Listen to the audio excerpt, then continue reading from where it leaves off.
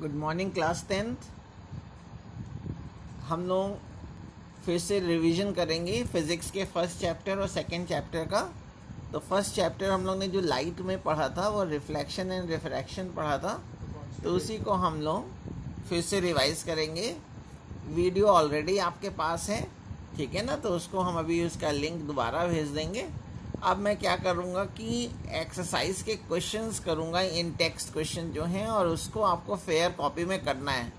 हर question का answer मैं खुद लिख के दे रहा हूँ, इसलिए 10th B and 10th D जब भी मैं आपसे कॉपी मांगूंगा, मोस्ट प्रोबेबली सैटरडे को मांगूंगा और सैटरडे संडे में मैं चेक करूँगा, इसलिए आपको उसको फेयर में करना है। 27 से जो भी क्लासेस मैं स्टार्ट करूँगा उसको मैं आपके नोट्स देखूँगा और इन टेक्स्ट क्वेश्चंस देखूँगा। तो जैसे इन टेक्स्ट में अगर आप अपनी बुक में देखेंगे, पेज 168 अगर देखेंगे, NCERT बुक का पेज 168 पे अगर आप देखोगे बेटा, तो पहला उसमें क्वेश्चंस ब्लू कलर से लिखा हुआ है, डिफाइन द प्रिंसिपल फोकस। तो जो फर्स्ट क्वेश्चन है, define the principal focus of a concave mirror. तो कॉनकेव मिरर कैसा होता है?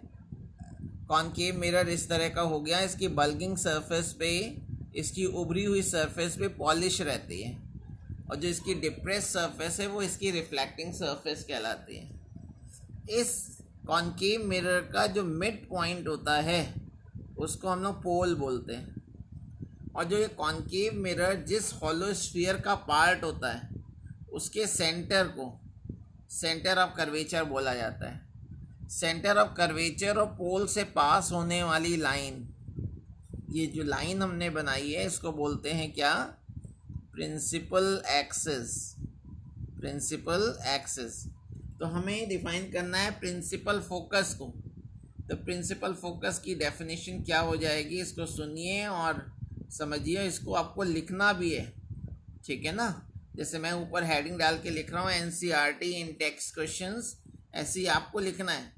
तो अगर रेस प्रिंसिपल एक्सिस के पैरेलल में इंसिडेंट कर रहा हूँ, जब कभी भी रेस प्रिंसिपल एक्सिस के पैरेलल इंसिडेंट करते हैं कॉनकेव मिरर में, तो आफ्टर रिफ्लेक्शन ये प्रिंसिपल एक्सिस को जिस पॉइंट पे कट करती है उस पॉइंट को हम लोग प्रिंसिपल फोकस कहते हैं, ठीक है।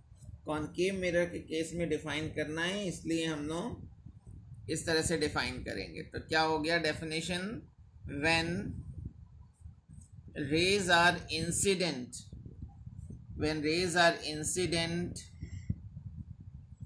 parallel to the principal axis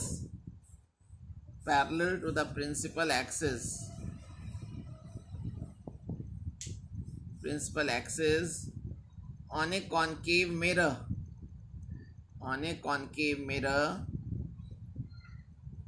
then after reflection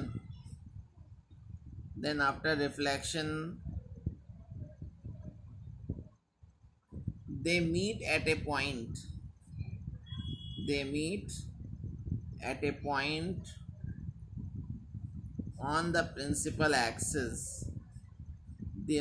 point on the principal axis। जो फिगर में नज़र आ रहा है उसी को मैं लिख रहा हूँ। When rays are incident parallel to the principal axis on a concave mirror, then after reflection they meet at a point on the principal axis. This point is called principal focus of a concave mirror। Concave mirror के case में कह रहा है, इसलिए हमको concave mirror के case में केवल डिफाइन करना था। ये फर्स्ट क्वेश्चन जो था, define the principal focus of a concave mirror, उसकी डेफिनेशन हो गई। क्वेश्चन आप लोगों को कॉपी करना है, मैं केवल आंसर लिख रहा हूँ। अब इन टेक्स्ट का एक दूसरा क्वेश्चन दिया हुआ है जिसमें कह रहा है the radius of curvature of A spherical mirror. आपको स्फेरिकल मिरर वर्ड यूज़ किया है, ये नहीं बता रखा है कि कॉनकेव है या कॉन्वेक्स, तो मैं रेडियस ऑफ कर्वेचर को कैपिटल R सिंबल से लिखते हैं। इसकी वैल्यू 20 सेंटीमीटर दे रखी है। आपको फोकल लेंथ निकालनी है। फोकल लेंथ यानी स्मॉल एफ कैलकुलेट करना है। तो फोकल लेंथ और रेडियस ऑफ कर्वेचर में ये रिलेशन पढ़ा था, F is equal to R upon two. Focal length जो होती है वो रेडियस ऑफ कर्वेचर के हाफ के इक्वल होती है। तो फोकल लेंथ की वैल्यू कितनी आ गई, 10 सेंटीमीटर आ गई। ठीक है, फिर क्वेश्चन नंबर 3 है, क्वेश्चन नंबर 3 जिसमें कह रहा है name a mirror that can give an erect and enlarged image of an object. कह रहा है वो कौन सा स्फेरिकल मिरर है जिसकी वजह से जो इमेज बनता है वो इरेक्ट बनता है यानी सीधा बनता है और इनलार्ज्ड बनता है। तो देखो बेटा, हम लोगों ने ये पढ़ा था कि अगर कॉनकेव मिरर है, कॉनकेव मिरर में जब ऑब्जेक्ट को हम लोग पोल और फोकस, ये सेंटर ऑफ कर्वेचर मैंने ले लिया, ये फोकस है। जब किसी ऑब्जेक्ट को हम लोग, किसी भी ऑब्जेक्ट को कॉनकेव मिरर के फोकस और पोल के बीच में अगर रख दें, ये ए बी कोई ऑब्जेक्ट है और इमेज बनाने के लिए दो रेस चलाते हैं, एक तो प्रिंसिपल एक्सिस के पैरेलल, और जो प्रिंसिपल एक्सिस के पैरेलल चलाते हैं वो रिफ्लेक्शन के बाद फोकस से पास होता है, और दूसरी रेस हम लोग सेंटर ऑफ कर्वेचर से चलाते हैं। सेंटर ऑफ कर्वेचर, जो रेस है सेंटर ऑफ कर्वेचर से इंसिडेंट करते हैं वो अपने पाथ पे वापस लौट जाती है। जब इसको हम आगे बढ़ाएंगे तो ये रेस जो हैं एक दूसरे को कट करेंगी। डॉटेड लाइन से बना रखा है इसलिए वर्चुअल इमेज होगा, और आप देख सकते हो कि ये ऑब्जेक्ट से इनलार्ज्ड बन रहा है। ए भी ऑब्जेक्ट है, ये इमेज है, तो इमेज कैसा बन रहा है, इरेक्ट सीधा बन रहा है, इनलार्ज्ड बड़े साइज का बन रहा है। तो मिरर कैसा यूज़ किया हम लोग ने, तो कॉनकेव मिरर। तो वी गेट, तो आपको आंसर लिखना है कि we get an erect and enlarged image of an object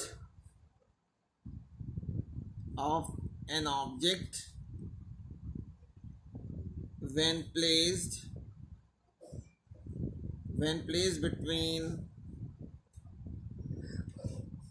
between the focus and pole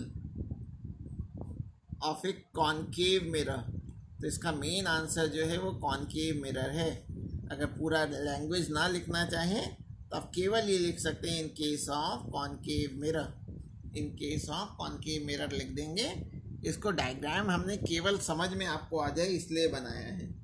ठीक है, अच्छा, अब इन टेक्स्ट क्वेश्चन में क्वेश्चन नंबर 4 है, पेज 168 पे ही, पेज नंबर 168 पे क्वेश्चन नंबर 4 है इन टेक्स्ट क्वेश्चंस में, जिसमें ये पूछा why do we prefer a convex mirror as a rear view mirror. हम लोग कॉन्वेक्स मिरर को रियर व्यू मिरर की तरह क्यों यूज़ करते हैं व्हीकल्स में। कार में जो साइड मिरर होता है, बाइक में जो साइड मिरर होता है, या फिर कार में जो सामने फ्रंट मिरर होता है, वो सभी जो है वो रियर व्यू मिरर कहलाते हैं। क्यों इसको यूज़ करते हैं, कॉन्वेक्स मिरर का क्यों यूज़ करते हैं, तो मैं इसके 2 रीज़न्स हैं वो मैं यहाँ लिख रहा हूँ। Because first point, convex mirror से हमेशा वर्चुअल और इरेक्ट इमेज बनता है। We always get virtual and erect image, number 1। Second point है, जो इमेज बनता है बेटा वो smaller than the object, object के साइज से छोटा बनता है। The image formed is smaller than the size of the object। तो इसका एडवांटेज क्या होता है कि हम ज़्यादा एरिया को कवर कर लेते हैं। ठीक है, तो इसका एडवांटेज क्या है, देयरफॉर यहाँ पे मैं नेक्स्ट लाइन में लिख रहा हूँ, it enables the driver to see a wider view। बहुत बड़े एरिया को आप देख पाते हैं of the traffic, view of the traffic behind the vehicle, behind the vehicle in small mirror, छोटे से मिरर में एक बहुत बड़े व्यू को देखना है, बहुत ज़्यादा एरिया को देखना है, तो हम लोग कॉन्वेक्स मिरर को यूज़ करते हैं, क्योंकि कॉन्वेक्स मिरर में जो इमेज बनता है बेटा वो ऑब्जेक्ट से छोटा बनता है, ठीक है, सीधा बनता है और इरेक्ट, सीधा और वर्चुअल बनता है। अच्छा, जैसे ये इंटेक्स क्वेश्चन पेज नंबर 168 के करे हैं, आपको ये मैंने केवल आंसर्स लिखे हैं, आपको पहले क्वेश्चन ब्लैक पेन से लिखना है, उसका आंसर ब्लू पेन से लिखना है। सिमिलरली पेज 171 पे भी आप देखिए, पेज 171 अगर NCERT बुक खोलेंगे तो उसमें भी कुछ क्वेश्चंस दिए हुए हैं, तो उनको भी हम लोग अब देख रहे हैं आंसर करके। इसमें आंसर नंबर 1, उसमें पूछ रहे हैं find the focal length, focal length को तो F से लिखते हैं, find the focal length of a convex mirror whose radius of curvature, convex mirror कह रहे हैं तो कॉन्वेक्स मिरर की फोकल लेंथ और रेडियस ऑफ कर्वेचर पॉजिटिव होता है, इसलिए आगे मैंने प्लस साइन लगा दिया है। प्लस साइन क्या इंडिकेट कर रहा है? Convex mirror. ये सारी चीज़ें मैंने वीडियो में नोट्स में लिखी हैं, बताई हैं, इसलिए आपको पहले एक बार वीडियो भी देखना पड़ेगा, ठीक है ना, तब आपको ये इन टेक्स्ट क्वेश्चन समझ में आएंगे। जैसे मैं दोबारा यहाँ एक्सप्लेन कर रहा हूँ, F is equal to R/2 formula होता है, R की वैल्यू 32/2, तो ये 16 आ गई, तो फोकल लेंथ आ गई प्लस 16 सेंटीमीटर, ठीक है। इसी में दूसरा फिर एक और न्यूमेरिकल है, पेज 171 पेज पे कह रहे हैं कॉनकेव मिरर, ए concave mirror produces 3 times magnified real image. आपसे कह रहा है 3 टाइम्स रियल मैग्नीफाइड इमेज बन रहा है, यानी लीनियर मैग्निफिकेशन की वैल्यू बता दी, लीनियर मैग्निफिकेशन इन्होंने बता दिया है। आपसे हमेशा क्वेश्चन में कहेगा कि कितना बड़ा इमेज बन रहा है, 2 गुना बड़ा बन रहा है, 3 गुना बड़ा बन रहा है, तो वो M को बताता है। तो आपसे कह रहा है 3 टाइम्स मैग्नीफाइड इमेज बन रहा है और रियल बन रहा है। रियल के लिए यहाँ माइनस साइन लगा देते हैं, तो माइनस क्या इंडिकेट कर रहा है कि इमेज रियल है। Of an object placed at 10 centimetre, object को 10 सेंटीमीटर पे रखा गया है, और ऑब्जेक्ट के डिस्टेंस को हमेशा नेगेटिव लेते हैं। ये डिस्टेंस ऑफ ऑब्जेक्ट है जिसको स्मॉल u से लिखते हैं। तो कह रहे what where is the image located, image की डिस्टेंस निकालनी है, v निकालना है। तो लीनियर मैग्निफिकेशन का जो फॉर्मूला होता है मिरर के केस में, ये मिरर कौन सा है? कॉनकेव मिरर कह रहा है। कोई भी मिरर हो बेटा, किसी भी स्फेरिकल मिरर के केस में लीनियर मैग्निफिकेशन m का फॉर्मूला होता है -v/u। तो m की वैल्यू तो है -3, -v और u की वैल्यू है -10, तो माइनस माइनस कैंसिल, v की वैल्यू आ गई है -30 सेंटीमीटर। माइनस साइन ये इंडिकेट कर रहा है on the same side of the object, जिधर आप ऑब्जेक्ट रखोगे उसी साइड में इमेज बनेगा, on the same side of an object, कितना time, on the same side of the object image बन जाएगा। तो पेज 171 पे केवल 2 ही क्वेश्चंस दिए हुए थे। अब आप NCERT बुक को खोलिए और उसका पेज नंबर 176 देखिए। पेज नंबर 176 देखेंगे तो उसमें भी कुछ क्वेश्चंस दिए हुए हैं, उसको ज़रा मैं देख रहा हूँ। ये सारे क्वेश्चन जिसके आंसर मैं खुद लिख के दे रहा हूँ, आपके पास ये एक्सक्यूज़ ना होना चाहिए कि मेरे पास इसका आंसर नहीं था, ठीक है ना। आपको कॉपी करना है, और आपको चूँकि 10th है और बोर्ड एग्ज़ाम देने हैं, तो कोई भी एक्सक्यूज़ बोर्ड एग्ज़ाम्स में नहीं चलती है, ठीक है ना। तो ज़रा देखिएगा पेज 176 पे इन टेक्स्ट क्वेश्चन में क्वेश्चन नंबर 1, ये कहाँ पे है? पेज 176। इसमें क्वेश्चन नंबर 1 देखिए क्या कह रहा है। इसमें कह रहा है ray of light travelling in air enters obliquely into water. Rays air से चल रही हैं तिरछी और पानी में एंटर कर रही हैं। डज द लाइट रे बेंड टूवर्ड्स द नॉर्मल और अवे फ्रॉम द नॉर्मल। तो ये हम लोग जानते हैं कि जब कभी भी रेज रेरर टू डेंसर जाती है, यानी कम डेंसिटी वाले मीडियम से ज़्यादा डेंसिटी वाले मीडियम में जाती हैं, तो नॉर्मल की ओर बेंड हो जाती है। तो जो वाटर है उसका रिफ्रैक्टिव इंडेक्स वाटर एयर के कंपैरेटिवली डेंसर है, इसलिए रेज जो होंगी बेंड हो जाएगी टुवर्ड्स द नॉर्मल। तो यहाँ पे आप लिखना पड़ेगा कि since water has greater optical density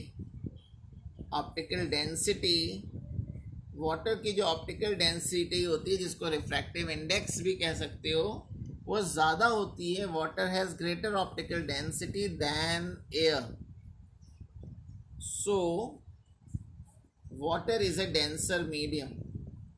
water is a denser medium, ठीक है। So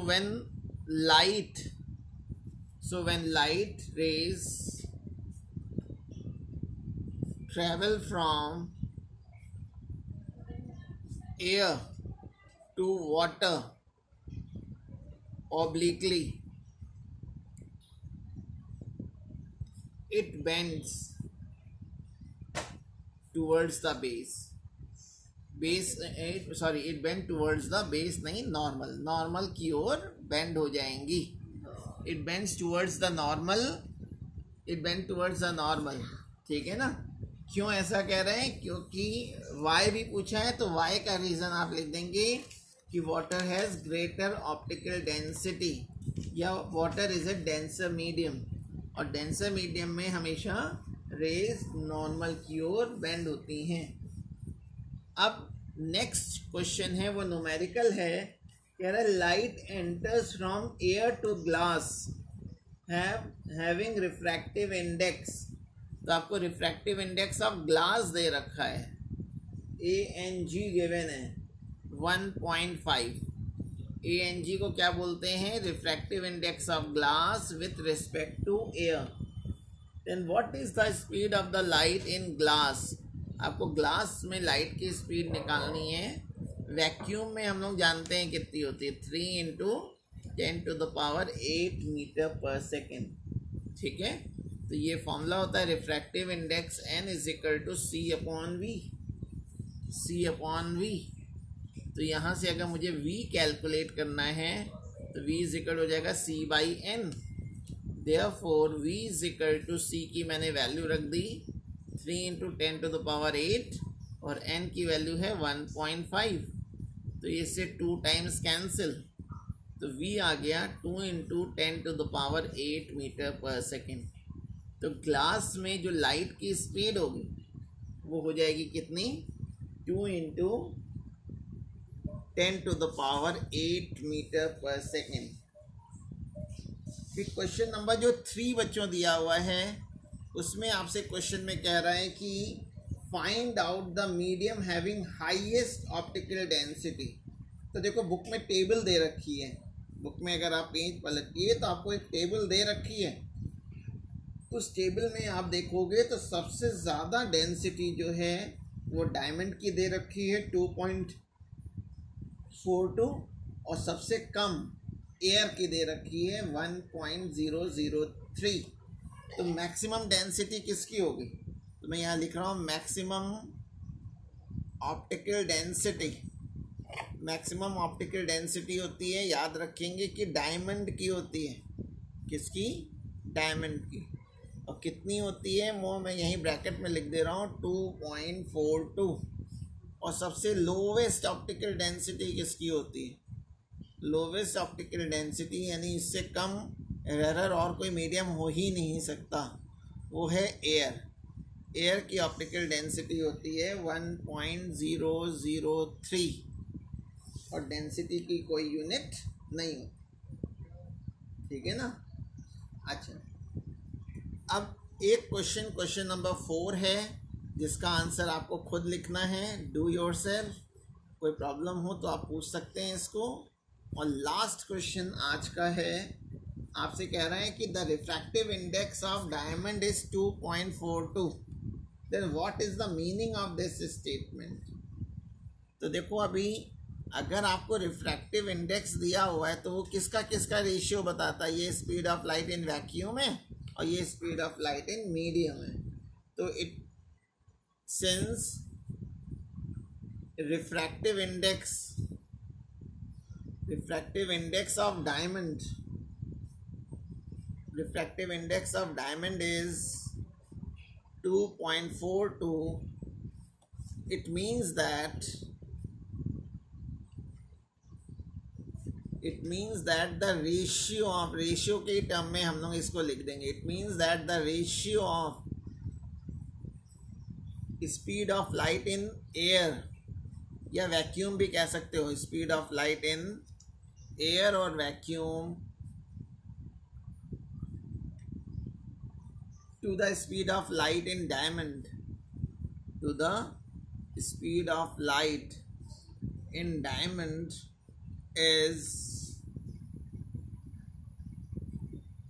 is equal to 2.42। ठीक है, यहाँ तक आप लोगों को करना है 10th B and 10th D। और नोट्स आपको मैंने पहले भेजे हुए हैं, मैं दोबारा लिंक भेज दूंगा, उसको आपको करना है कंप्लीट। वीकेंड्स में मैं आपके नोट्स को चेक करूँगा, ठीक है, रोल नंबर वाइज मैं आपको कॉल करूँगा और उसके चेक करूँगा। That's all.